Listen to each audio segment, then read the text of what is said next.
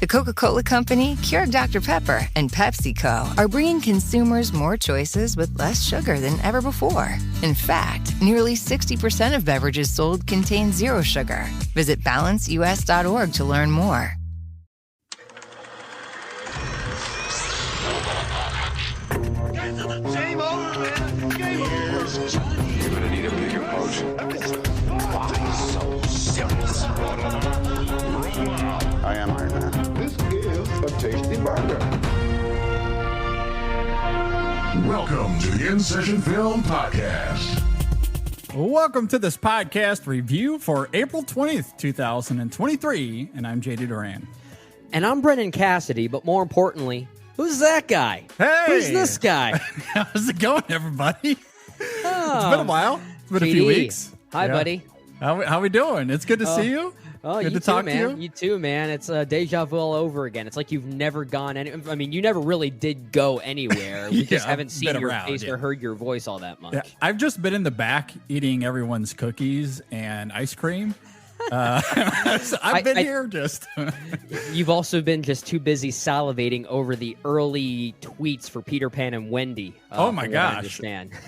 When you start comparing Peter Pan and Wendy, a film that I'm already looking forward to, primarily because of its director, but I do like that story material.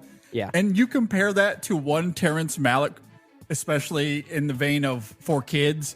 Yes, please. I am down for that. I want that. Inject that into my veins, please. I mean, it's hard not to be surprised by that, though, and it's mostly because Disney's dumping this on Disney Plus. Of course, the movie's going to be good.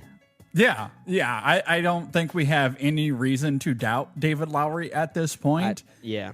And I really want that to be true for a couple of reasons. Not only, as I noted, do we love David Lowery.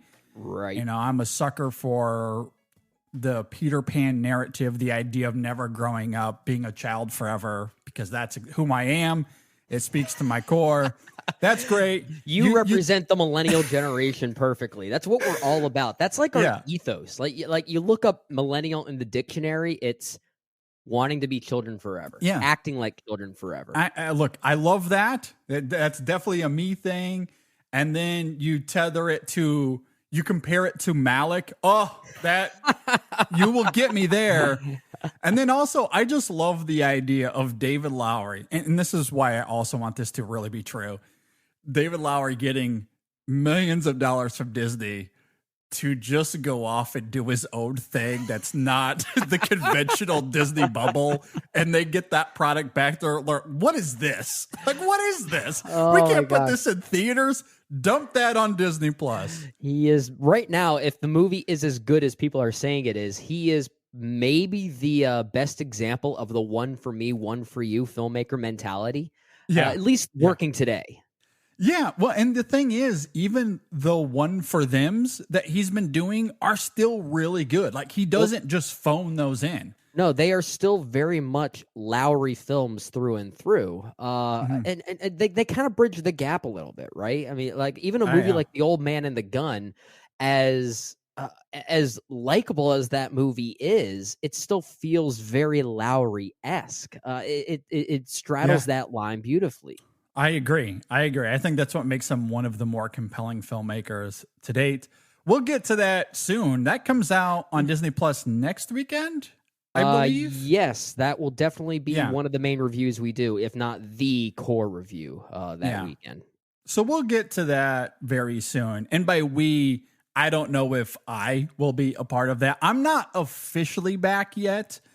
For those that are confused as to what we're talking about. You're dipping your toes. Yeah, you're slowly making the rounds slowly back. making my way back. For those of you just trying to dip your toes in as much as you can and trying to see where the threshold is that Brandy doesn't get mad that you keep doing this. She's actually been really great. Okay. Because even through this hiatus, I've been able to go to the theater and see some movies. You know, I haven't been able to catch up on everything quite yet, but I've been able to go and see some things, and I've been able to, you know, find time to watch movies, and she's been great. I also did a Patreon bonus content episode. You did, yeah. that we did a few weeks ago. I believe it was. So yeah, she's Star Wars been Celebration, really great. I think is what you were talking about. Yeah, so that was a lot of fun. And now I'm here tonight. I'm hoping that in the next week I'll be able to perhaps join the Showing Up review. We'll see how timing goes and schedule goes. Because there's this part of it, there's also just like family scheduling stuff where things are going to ramp up here pretty soon. That might get in the way of some things, as well as we have a young baby in the house.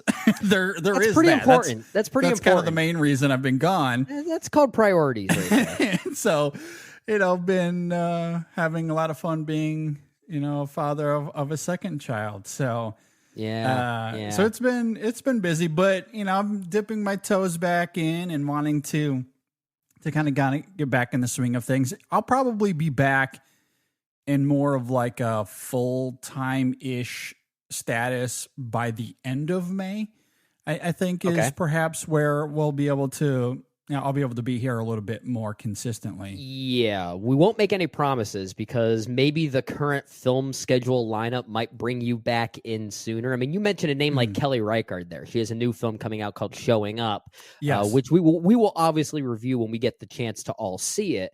But when names like that start popping up, someone like you, JD, you're going to be like, listen, Brandy, I got to join this show. I got to join this episode. Well, and it's funny because, before we hopped on this recording, we had a whole conversation about trying to plan for that because next week is very busy.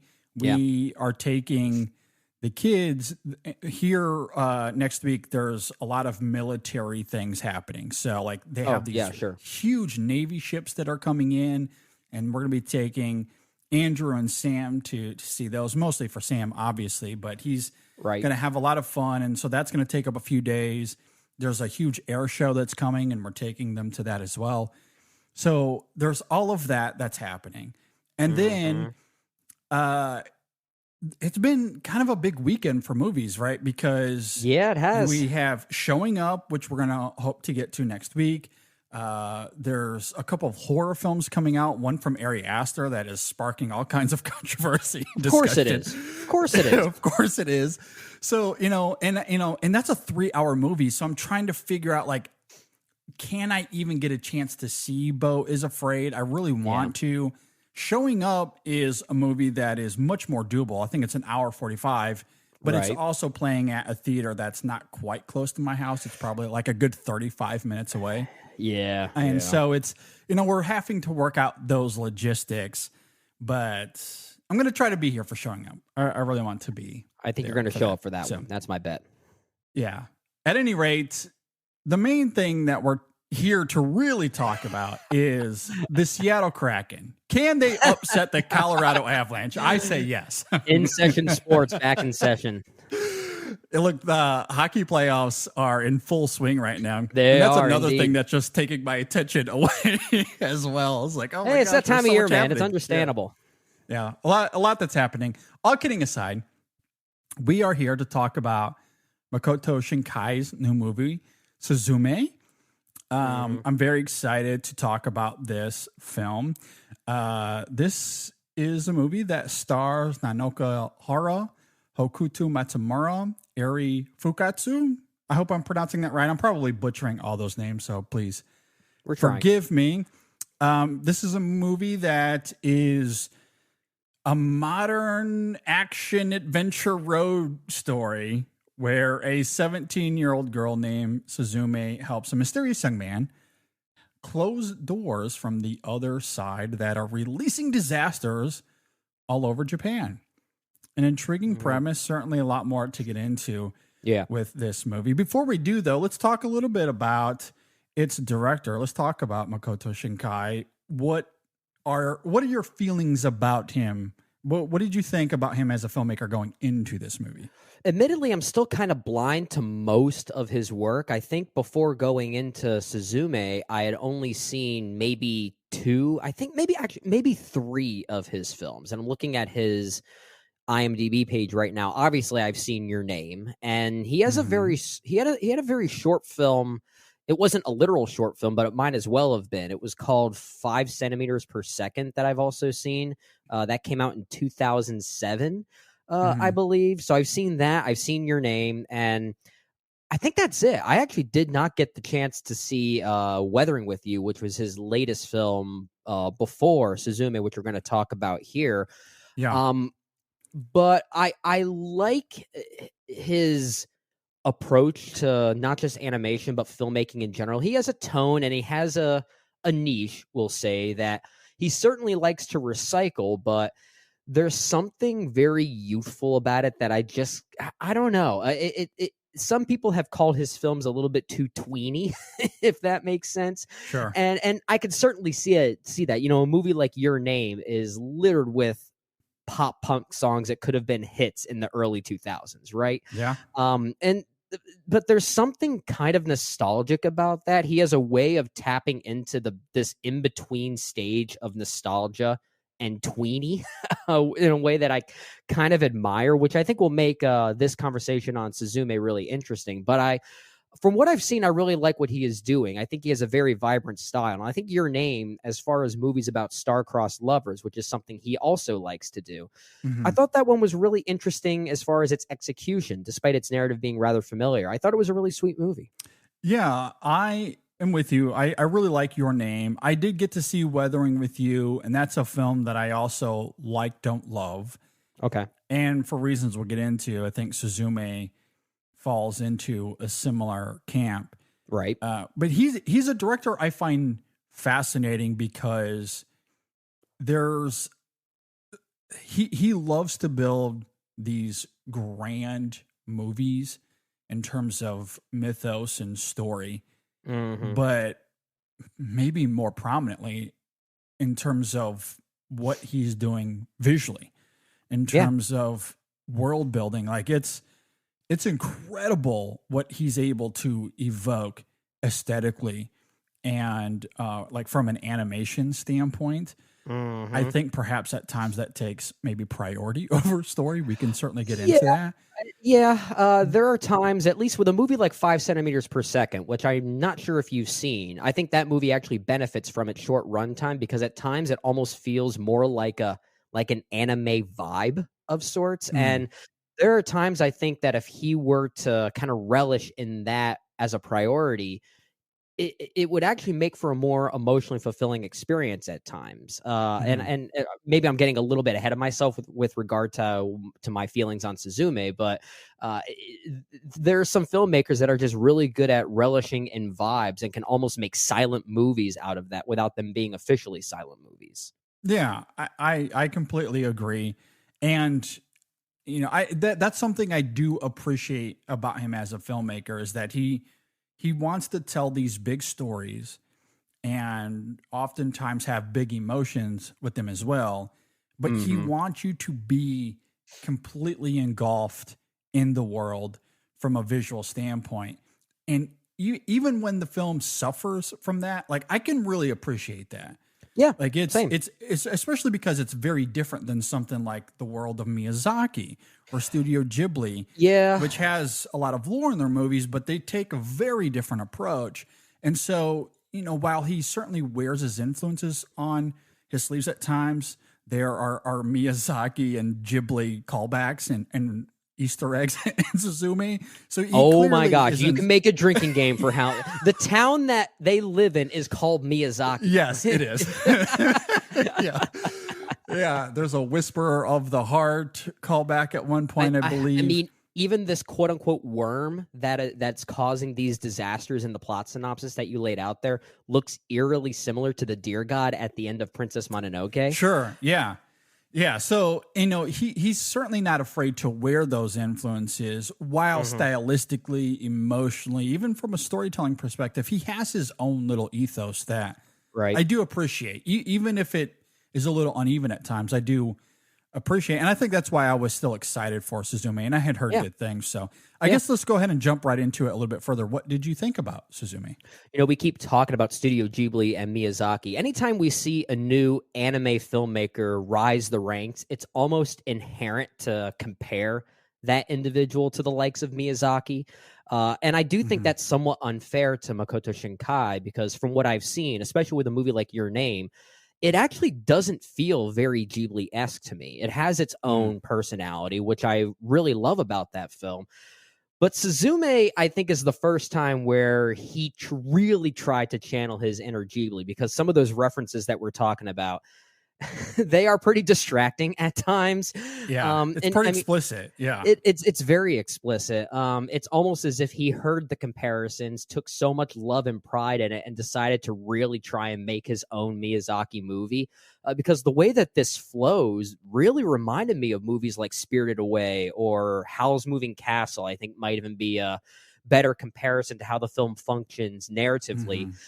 And I think that's also an apt comparison, because I do think the way this movie flows is a bit uneven. You did mention that word earlier. I don't think it's as tight as something like Your Name. And I do think that's pretty unfortunate. It has a lot of ground to cover. There are times that this 2-hour runtime starts to get kind of repetitive. There's a lot of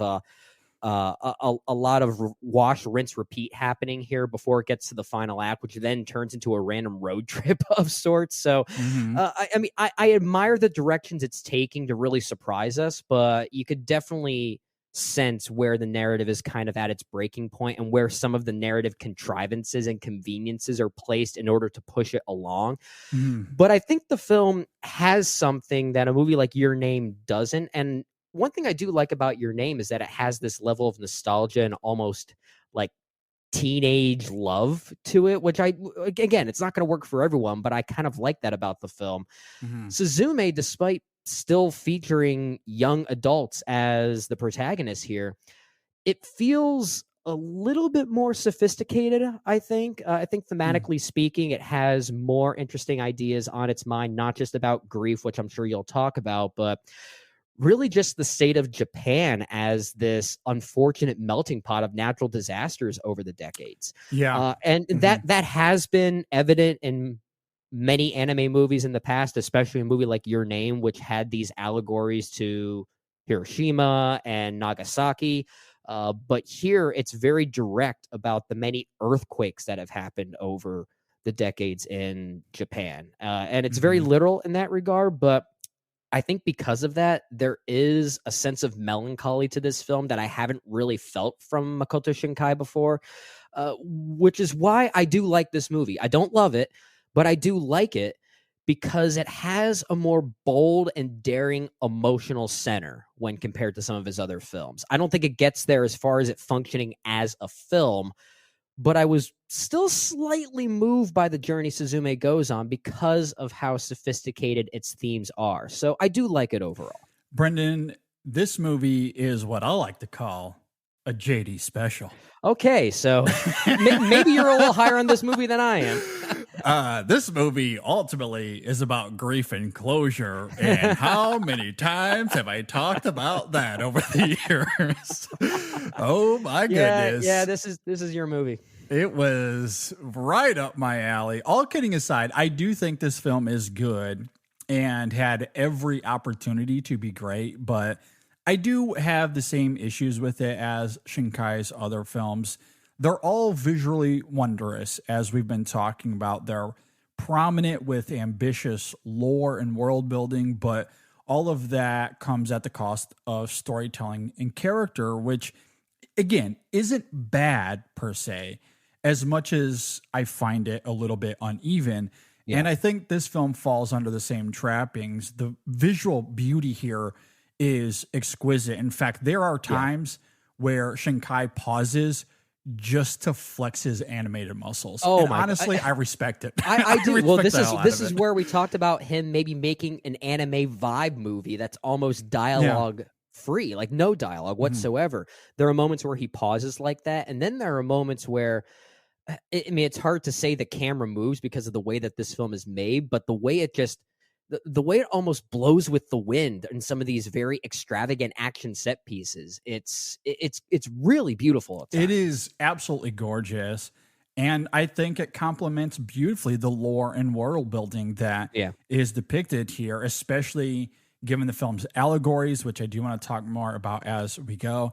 And the dramatic urgency in those action sequences, coupled with that lore, is quite thrilling and captivating, I think. But at the same time, motivation and relationships suffer a little bit, or they're driven by contrivance, which I did find somewhat frustrating. There's one moment about 20 minutes into the film where Suzume is running after a cat and a toy chair, where she yells out, "What is happening here?" And it was the perfect summation of the film to that point. Yeah, what the heck was going on? It was very confusing. Aesthetically, I did like the way that scene played out. I loved the music over top of it. It had this like very vibrant, like big band jazz music supporting it, almost like it was being ripped from some weird fantastical spy chase scene or something. And so I like the way he's pulling with influences there. But you're right. Yeah, my reaction was, I like that this is weird, but given the nature of this movie, I think I need more of an explanation. I agree. And as it all unfolds, while there is some clarity, it's never fully cogent, or even if it is, and I'm not sure if it is for me, but even if it is, it's still disjointed. Suzume's aunt Tamaki is mostly in the background for most of it, but then all of a sudden becomes a prominent figure in that final act and is a key piece to the film's emotional core. And while poignant, I'm not sure it's wholly earned. Same thing could be said about Suzume's mother and her ghostly presence that lingers throughout. It's touching, and at times it drives character, but mostly it's an emotional MacGuffin. To be clear, I do think it all makes sense to one degree or another. It just isn't always seamless. But it works enough. And again, I want to be clear in this, that I was still compelled by it all. I was engaged with the film, and visually just incredible eye candy from beginning to end. Yeah. Did you see this in English dub or subtitles? I saw this in its original language in IMAX. Wow. Okay, you got one step above me. I saw it in its original Japanese as well, but I did not see it in IMAX. But we at least had the same experience as far as the audio itself and the communication of the film. And I'm really glad I saw it the way I did, not just because we're always proponents of seeing these movies in their native tongue. We think that it conveys the emotional center that it was designed to convey in the first place. But I do wonder if the English dub wasn't very good, I would probably be way lesser on the film, because one of the film's biggest saving graces for me is actually Nanoka Hara's voice performance as Suzume. I think she's very good. She's not really established as much of a character in the beginning. We kind of have to infer that she's really just this curious, love-struck child that has some deep-rooted past that means something, but it all happens quickly. Again, the storytelling isn't all that cogent. You just really have to follow along and hope that you can put it all together as it happens, which in some ways I appreciate given the visual prowess of the film. But again, it just goes back to Shinkai's approach of, we're telling a grand story. There's a lot of lore, a lot of world building. It's going to turn into this road movie. There's 2 hours of stuff we have to get through. We don't have time to just sit here and establish a character at the beginning of the film for 10 or 15 minutes. Yeah, for sure. So for better or worse, that's just something with his movies, because they all, at least the ones I've seen, tend to function that way. They do. And it's one of those double-edged sword kind of things. You get great things in terms of the world building and visuals, but the characterization, like, you're not going to get deep, rich, emotional, nuanced characters like you do in Miyazaki films, but you get a lot more in terms of visual and world building that Miyazaki doesn't tend to emphasize quite as much. Yeah, and that's certainly true. And the reason why I bring this up is because I, I'm not sure I would have went for the movie if the voice performance for Suzume was mediocre at best. That's a great point. Yeah. Yeah, and again, she's important. Yeah. yeah, she's very important. So if there's any gap that's being filled there, or if any of those emotional gaps that you're talking about are being filled by something, it is Nanoka Hara's performance, I think. Mm-hmm. I like I said, I did not see the English dub. I'm actually not sure who voices Suzume in the English dub. It's Nicole Sakura. Yeah, okay, Yeah. Nicole Sakura. So I have no inclination whether she does a good or bad job because I just don't know. Mm-hmm. But if that performance doesn't work, then the movie is ultimately just one giant blank slate. And that's so it's important to have an emotional center just from a vocal performance standpoint. And this at least does. Yeah, I completely agree. I do really like the performances here, and not just in terms of how they help fill in any sort of emotional gaps that might be contrived, or even character gaps that, right, because the script doesn't take the time to flesh any of it out. It has to come through the performance and the dynamic of these characters. And so they do a great job within their vocal performances. But I also think, it comes through in the the score of the film is what I was trying to say there. The original score here. The music it's is really good. It is emotional at times, for sure. Yeah.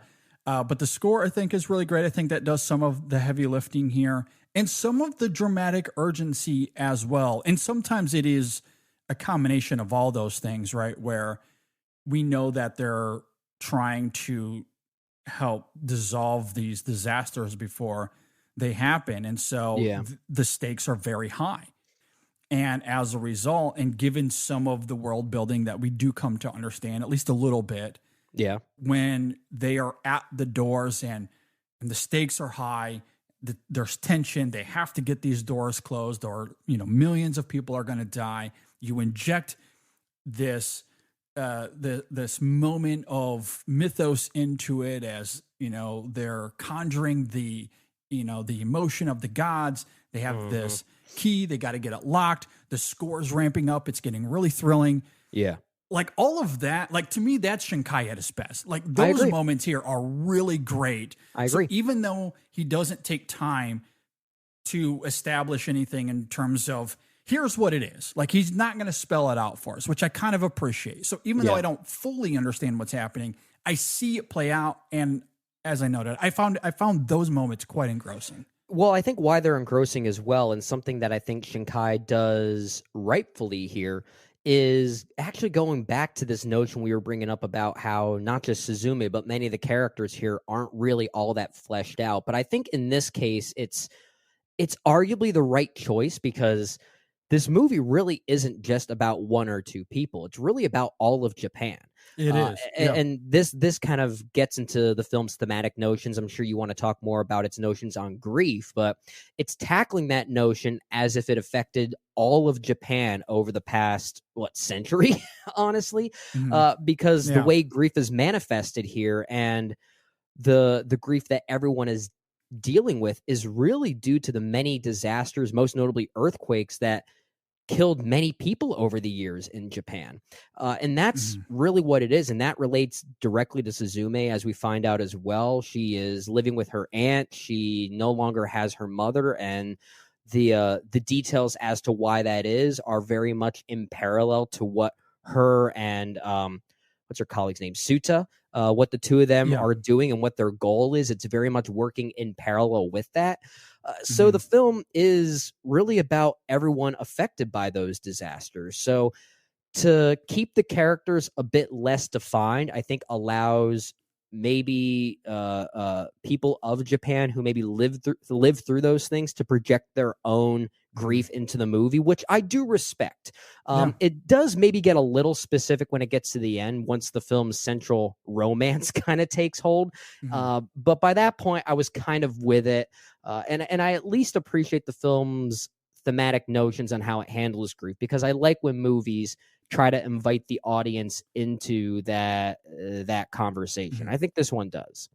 I completely agree. And I think what's interesting about its allegories on grief and closure is that it ciphers it broadly speaking, but also on an individual level. Yeah, But to your point, even when it gets into the nuance of Suzume specifically, it is something that a lot of people will be able to relate with. It's not so out of bounds that it's, exclusive to Suzume and nobody else. But I do like that approach. I think that's what's so compelling to me about this becoming a road movie and us getting it's an interesting choice. All of Japan, because everyone in that area has suffered, has experienced these earthquakes or these natural disasters. It's affected them in some way or another. And so there is this shared experience that isn't spoken, but we do see that the characters have an understanding of that shared experience. So the film kind of explores this idea as a result of that shared experience to just be kind to each other, to help it's a one simple another notion. in need. As simple as it is, because at every stop, we see these random characters help Suzume out, whether it's giving her a ride or just helping her in some sort of way, going out of their way to help her. And in return, she returns those favors back, whether it be washing dishes or sweeping the floor or babysitting or whatever it may be, as she's on this journey throughout all of Japan. And internally, she's, of course, grappling with her own grief and yearning for closure. And she feels like she's doing something important. And along the way, she comes across these random characters who see her struggling, who see that sadness, and they help. They just lend a helping hand. And she accepts it and she receives it gracefully. And I think that in and of itself is a fascinating idea that you could certainly talk about with this film. I agree. How she kind of returns that. So it's this really simple thing, just be kind to each other, that I think isn't so simple in reality. Like you look at our society and our culture, and that feels like it's from a bygone era. Like, I just want to punch you in the face right now. I could walk down, and maybe I live in Florida, which is a disaster. Don't do that. If I walk down the street and if I'm in a situation like Suzume where I need a ride or it's pouring rain and I'm at a bus stop and nothing's coming for hours, no one's stopping to give me a ride to the next town. Like that doesn't happen here. Right. Maybe in other parts of the United States that could be the case. Maybe. I mean, fingers crossed. I mean, maybe Minnesota, which is kind of like the U.S. version of Canada. So, we lived in Kentucky for a while. There's like a Southern hospitality to that state where I could see that potentially happening. I think Lexington in particular. When I lived in Louisville, it wasn't quite there. It was definitely more evident in Lexington. But you're right. I think a state like Kentucky is probably more evident of it than, let's say, Florida. Yeah. And look, I say all that to say that on its face, you look at that and maybe it seems trivial or maybe it's, vapid. I don't think that's the case, but I could on its face, I could see how that feels trite.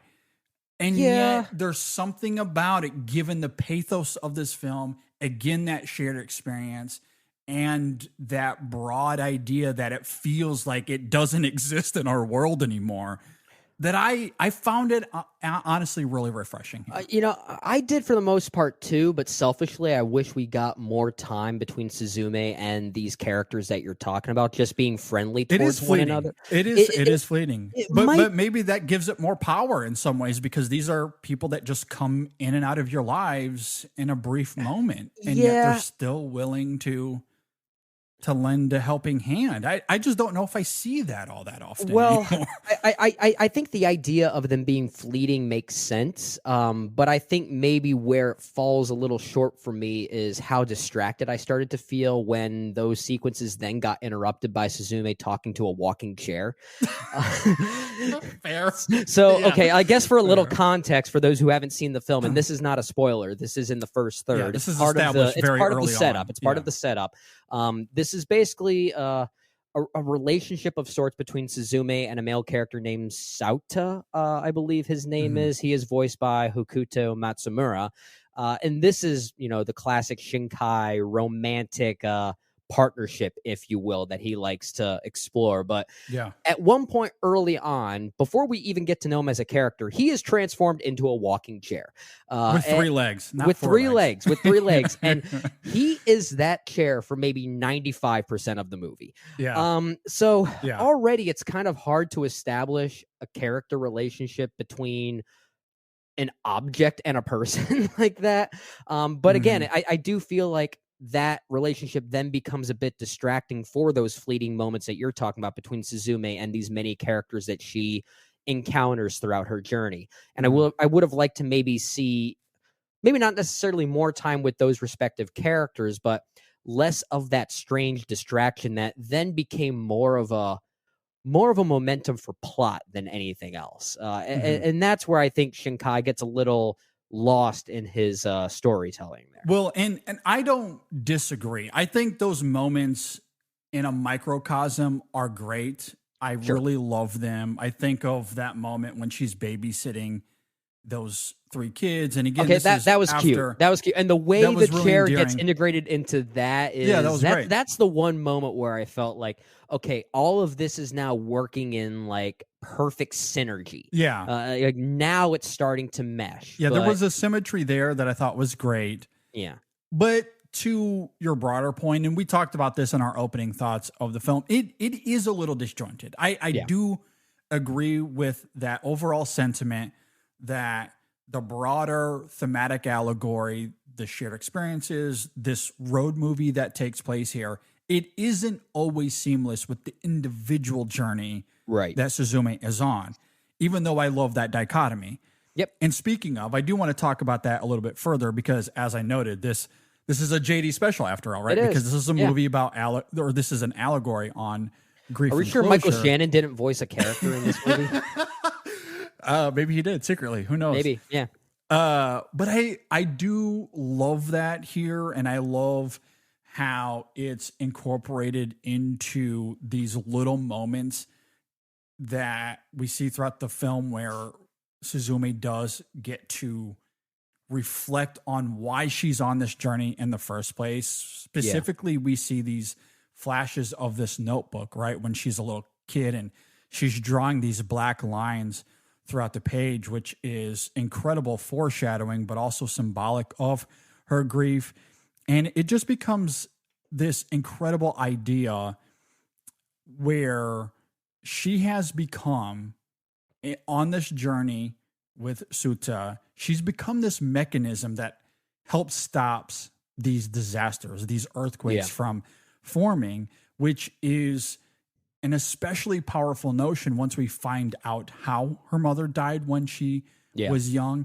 And it suggests how much of what we see is just a manifestation of her grief. Maybe that's all all it is. And it's basically what, it's her journey to try and save other people from what she went through, even though that's not clearly spelled out. And she probably doesn't even realize that's what she's doing, which is really ironic. And I think there's beauty in that too. I agree. I don't know if there's a better way to cope, to find closure than by suppressing the very thing that brought trauma to her life. Yeah. Either way, whether it's a manifestation of her grief or whether it's literal, I think it works both ways. But I do find that incredibly relatable and very moving with how it all tethers at the end with this vision that she has of herself in the after ever. And, like there's through one of those engrossing moments of dramatic urgency that is presented to us for the first time. really the second time, because I guess the opening scene of the film kind of establishes it as well. Yeah, that's true. But then it comes back in the Ferris wheel moment, and then it all crystallizes at the end, and how all of that comes together in terms of her finding closure through this very specific event that took something from her. And now she is on this path, finding purpose in her life, suppressing the very things that brought her that trauma in the first place. Sure.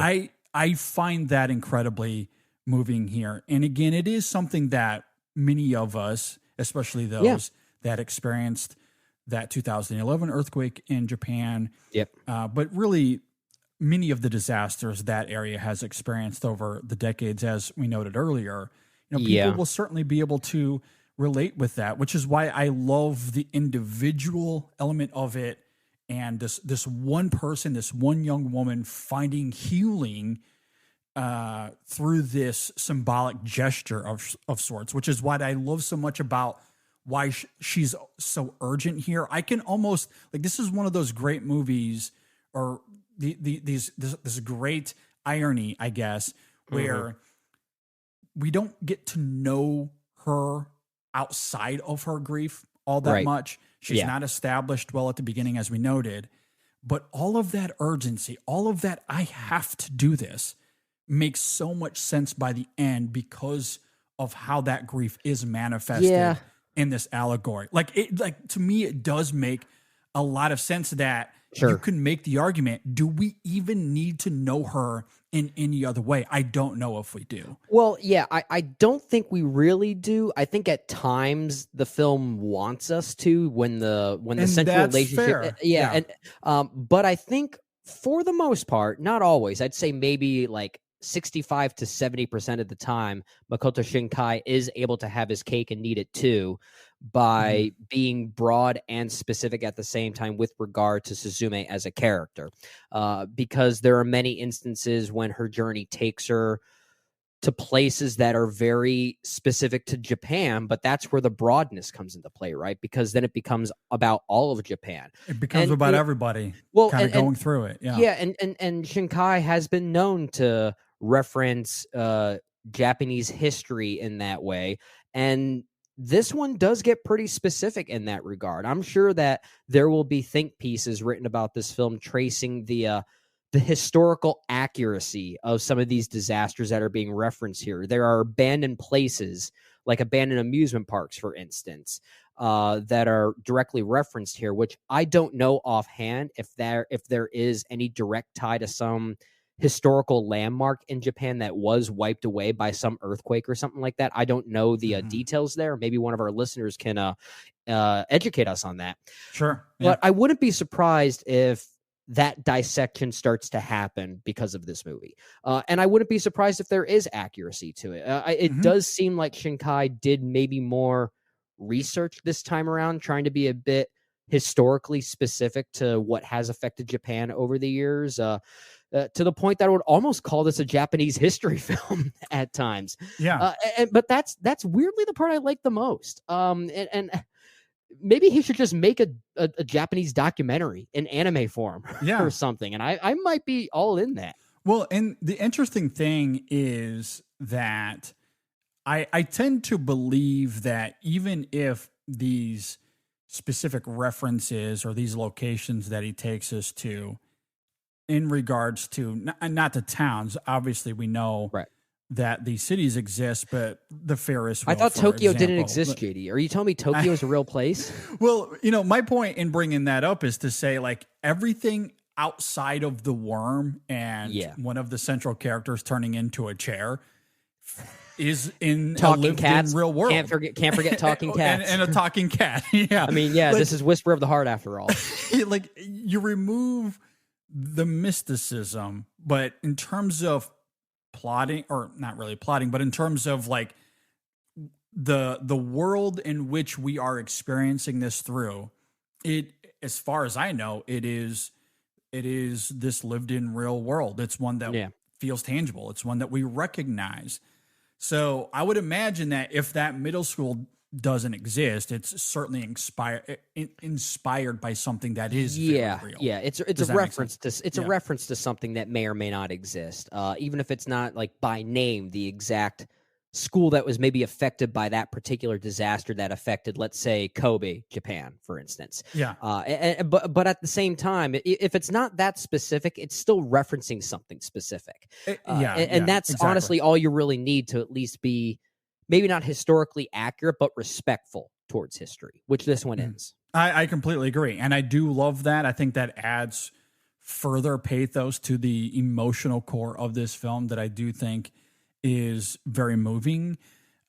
One element of the allegory, though, I do have questions about. These are less criticisms and more so thoughts that I need to grapple with, and perhaps rewatches of the film might enlighten me a little bit, because I'm not entirely sure, and maybe through this conversation, maybe you'll be able to help me with this, but I'm not entirely sure that yearning for closure as Suzume grapples with her grief is an effective cipher for romanticism.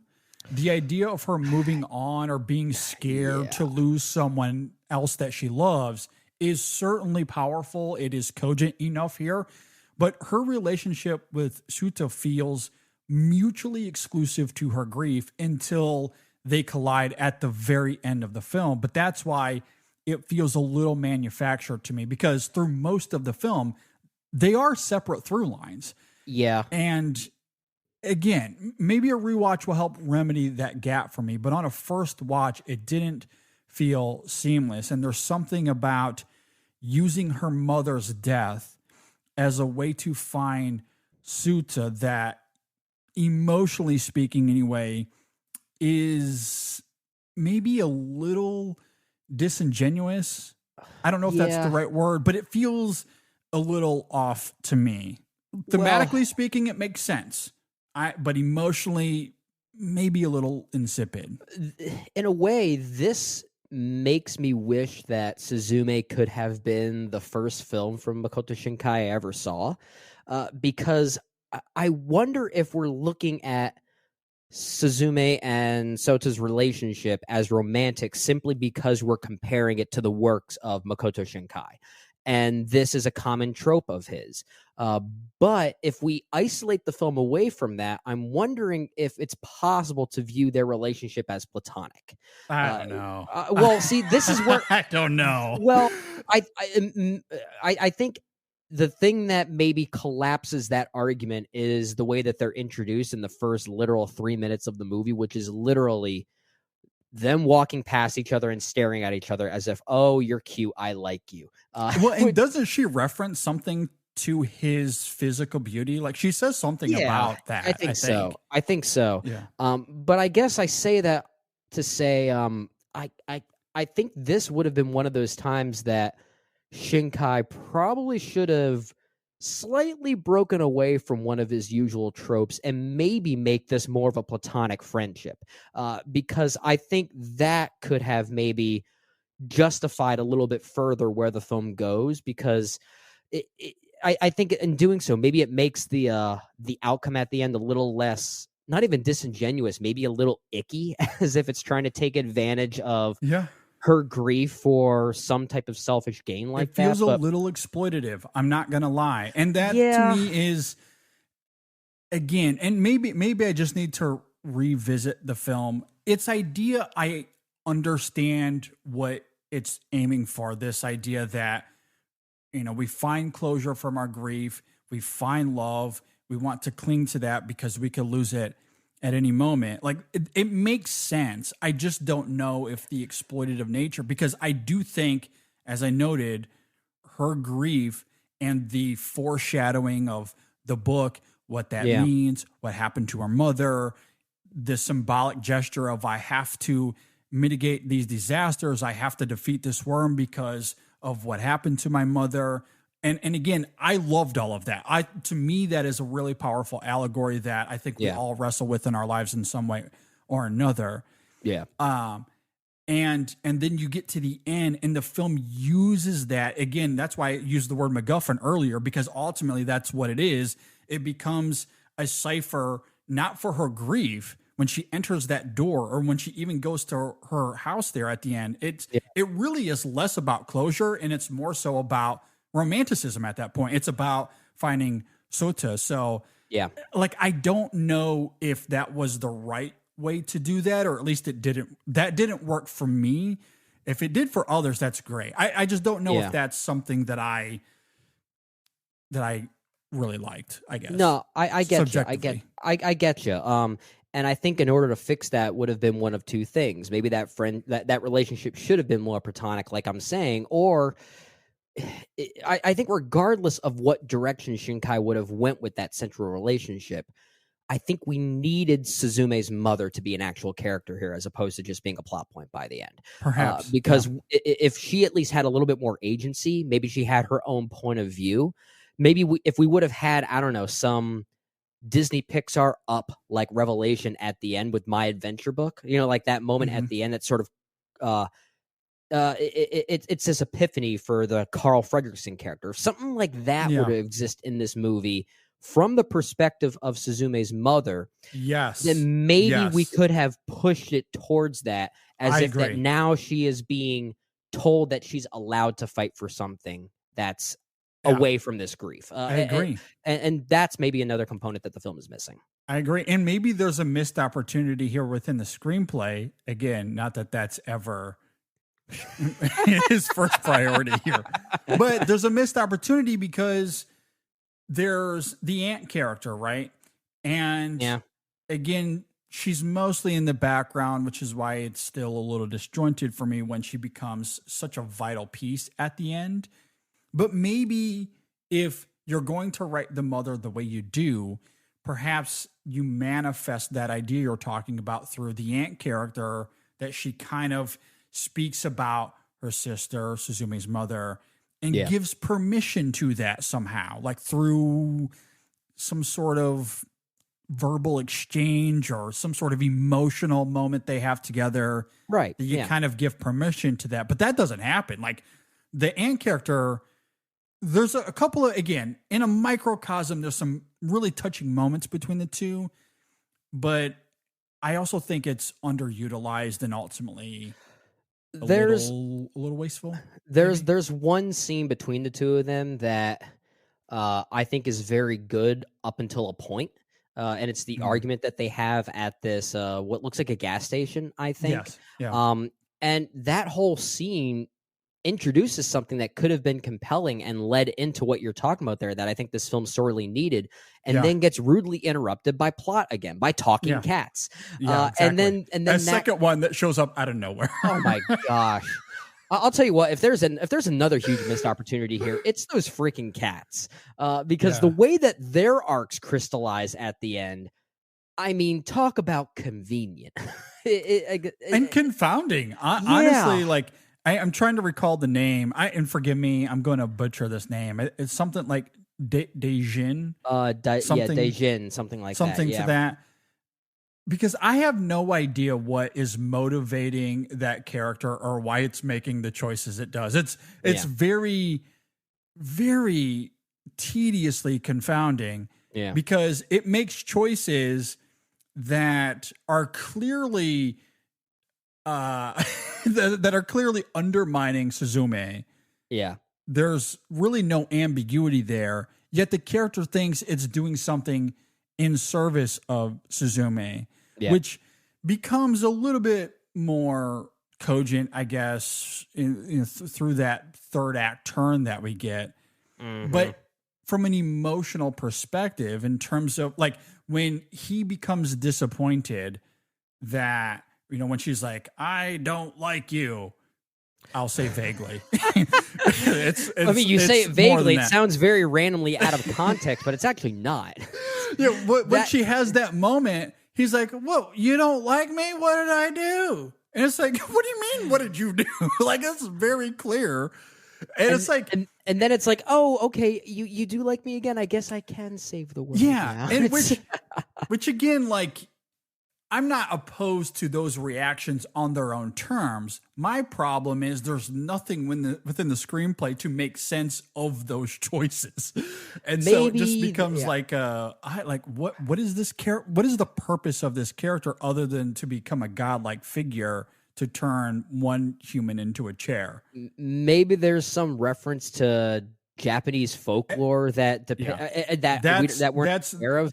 That might be like the Miyazaki effect or something like that, because he tends to do that in a lot of his movies, putting Japanese religion into his movies that actually have like this secret meaning that if you don't understand the religiosity of it, you might find them to feel like plot contrivances, and maybe that's happening here. But I would be willing to hear from someone on that. Like, I'm open to education in that regard, and the religiosity of it, I certainly have. I'm not opposed to that. There's clearly some sort of mythical nature to it, and I did read a little bit about the Keystones and where Shinkai was, coming from in terms of using that in terms of Japanese lore. Right. I don't have an issue with that. That is not my problem. The issue for me, and maybe this relates back to what you're talking about, or maybe it's just bad writing, I don't know. But the choices the character makes, what is motivating that character? What's driving those choices? What's driving this confusion within the character itself? What do you mean Suzume doesn't like me? Like, the character is confused as to why Suzume reacts that way, when we as the audience wholly understand. Yeah. Like, that to me isn't clear from a writing perspective. So it makes that exchange just very bizarre. It's bizarre. I don't understand the purpose of that. Yeah, I don't either. I'm hard pressed to still call it a plot contrivance, regardless of the religious meaning behind it, if there is one. But even so, in execution, it just feels random's not the right word, but quick-witted, forced, maybe. I don't know. It doesn't justify where it goes for me. I that was a head scratch. It really was. I completely agree. The last little thought that I had about this film, and then we can kind of, I guess, conclude this conversation here.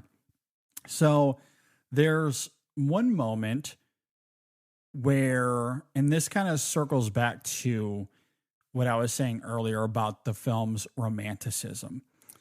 And again, this is certainly more of a question, more of, I'd like to revisit the film and look at this perhaps through another perspective. Because there's a moment where Suzume meets up with Suta's grandfather in the hospital. Is that who he is? Yes, that's his grandfather. Yeah, he said grandfather.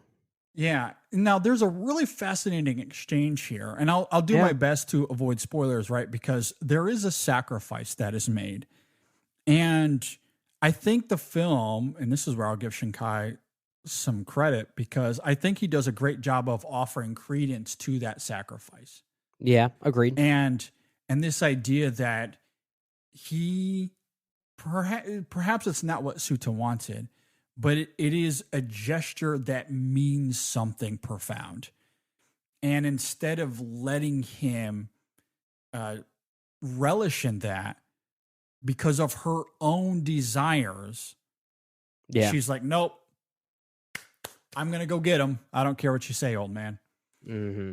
I find that interestingly provocative. Like, I could see the argument kind of go both ways there. Well, I think it depends on how we respond to it as viewers, because if we look at that and think Shinkai is trying to get us to root for her choice there, then I think there are problems. I think that's where it becomes maybe more problematic. But I don't know if I saw it that way. I'm kind of with you that I think there is something kind of ambiguous about how we're supposed to feel about that choice that she makes, if it's actually for the greater good or not, or if it's going to lead to some further ramifications that she must then take responsibility for.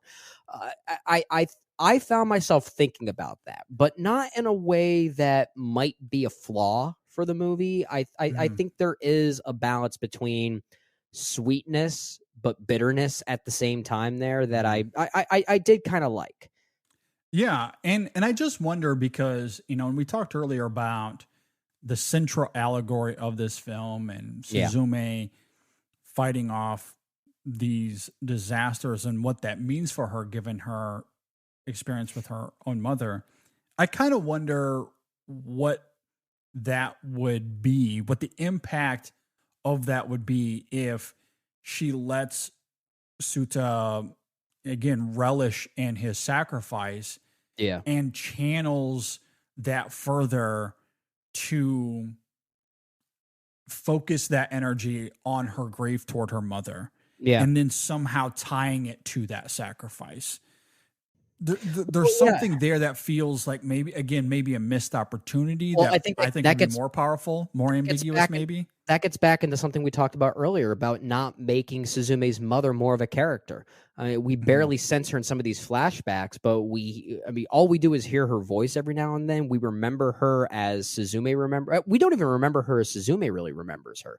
I mean, she was really young when her mother passed, but there was clearly a connection that she had with her that we also need to feel and understand as an audience. And I don't know if the film quite gets there. And there could have been some interesting parallel at work between Suzume and her mom in comparison to Sauta and his grandfather. And yeah, I think there's potentially a missed opportunity there for sure. Well, and I think about, to your point there specifically, we do get the flashback of her mother, the scene, the moment when she builds the chair for Suzume. Great scene. Moment. But it's the only one we get.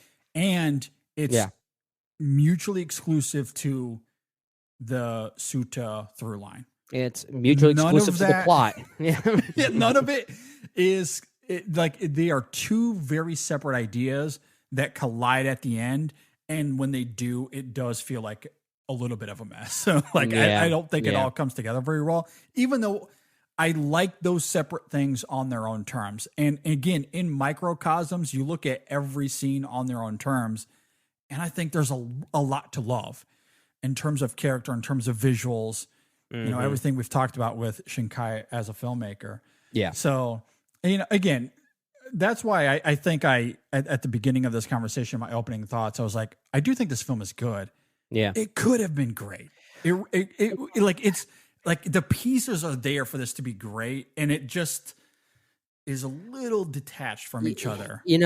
Sometimes these conversations we have, JD, tend to formulate our thoughts on movies as we go, especially if we're kind of wrestling with a few things. And admittedly, when we started recording this, I had just gotten out of my screening of the film an hour before, maybe 30 minutes beforehand. Yeah. So to say I'm fresh in this conversation would be an understatement. I'm actually surprised we were able to go this long on it. Yeah. But I have to say, this is actually one of those cases where I'll stand by saying that I do like the film. I don't love it, but this conversation is making me like it slightly less as we go. And it's not much, but it's mostly because I keep going back to that potential that just wasn't fulfilled. Yeah, that's fair. Yeah. And maybe that's not fair to the film, because I still think the things that are strong are very strong. And I do love the attempt at more thematic and emotional sophistication when compared to something like Your Name that had more of a, I don't want to say music video vibe, but it almost kind of did. Like it definitely felt like a man in high school making a high school movie. Whereas this feels like an adult trying to make a high school movie. But tonally, it does have a slightly different sense. And I like that. I just wish the story was more fulfilled in that regard. Yeah. And I'm missing that. And I keep going back to that, just knowing how great this could have been. Well, and maybe that kind of circles back to what we know of him as a filmmaker and the energies and his sensibilities, and what you said earlier of him trying to mimic Miyazaki, like him trying to do his version of a Ghibli film.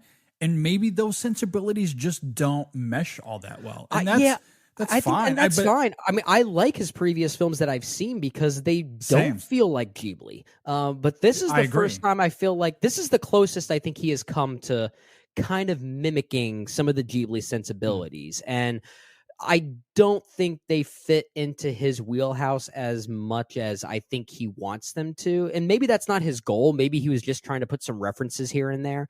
But I think I'm not going to say he should stick to what he knows, because I like when filmmakers try new things. And I like that Shinkai made this movie, and I like that he made it in the way that he did. He thought it served the story, and he was doing something maybe a little bit tonally different, which I appreciate. But I do wish it was still more of his own voice, if that makes sense. Yeah, and I do think it is here, especially in terms of the aesthetic value of the film. And as we noted earlier, I love how often this film pauses just to flex its animated muscles, like for no other reason other than this shot's pretty awesome, isn't it? Yeah. You're like, yeah, it is. Oh, there are times IMAX, he's purely showing off. That was fun to see. Yeah, you're not wrong. I admire that ambition for sure. I do love that. But also in terms of how big this story is, there's a lot of lore here. There's a lot of mythical elements that are established very early on and never dissipate. In fact, that mythos only gets bigger and bigger. The stakes get higher and higher as you go. Yep. Miyazaki doesn't include mythos that way. Like that's very different than the Ghibli way of doing it. Right. But when you include like those elements of character and family and emotion, which are, certainly prominent in his other movies, but he is doing it in a more, mature way. Yeah. In a Ghibli way, like coming from that kind of tonal it's more precision, graceful. I guess. He knows how to fuse it all together and make it of a piece. And a lot of times it's because those things are very much in the background. I mean, a movie like My Neighbor Totoro puts so little focus on those things, yet you can always find things like that to talk about and dissect. But there's something so humane and simple about a movie like that doesn't get as bogged down by that world building. Whereas Shinkai kind of needs it a little bit. It's more of a backbone for his stories. I agree. No, I think that's very well said. Yeah. Any other thoughts on Suzume? I don't think so. I will echo the music here. You mentioned that earlier in your opening thoughts. I do think the music here is very good. I want to give some credit where credit is due. So as we're talking, I'm going to pull up the composers here. I know it's 2 composers, if I'm not mistaken, and I don't even know if I want to try and pronounce these names, but Kazuma Janucci and Radwimps. I don't know who Radwimps is, but I do love that name. According to this, it's a Japanese rock band. Okay. Well, that makes sense, and they've apparently worked with Shinkai on a few occasions. I see them credited here as composers for Weathering with You, as well as working the music department for Your Name. And yeah, there is definitely a song and dance vibe at times here that we've seen from Shinkai before. It's just it's more focused on balladry as opposed to punk rock or pop punk, like we heard before, which I will say I do think fits the tone of this movie better. Given the themes at play, I do like that it is a little bit more somber, a little bit more melancholic, and I appreciate those tonal differences. I agree. I think when you're talking about the dramatic urgency of the film, I think the music is really good in heightening the tension there.